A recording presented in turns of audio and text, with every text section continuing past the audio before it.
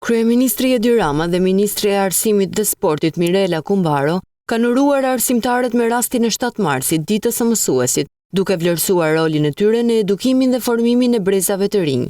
Mesazhet e tyre u fokusuan tek rëndësia e arsimit, ruajtja e gjuhës shqipe dhe përkushtimi i mësuesve në një kohë sfidash për sistemin arsimor.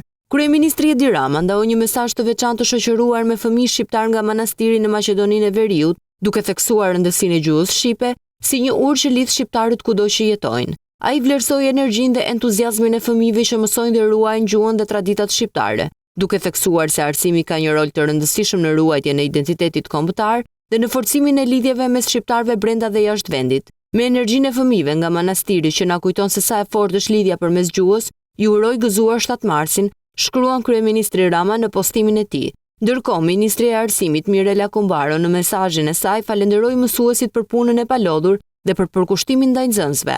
Ajo theksoi se 7 marsi i këtij viti i gjen mësuesit më të vlerësuar. Ky 7 mars i gjen më të vlerësuar, me pagat rritura.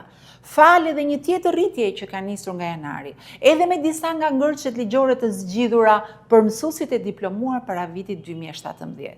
Ama me përpjekje të vazhdueshme për të përmirësuar gjithmonë mjediset ku ju punoni. Ajo shpreh se profesioni i mësuesit mbetet një mision që vazhdon përtej orarit zyrtar të punës dhe se ndikimi i tyre në formimin e nxënësve është i vazhdueshëm. Faleminderit për gjithçka që bëni për fëmijët tanë dhe për të ardhmen e Shqipërisë.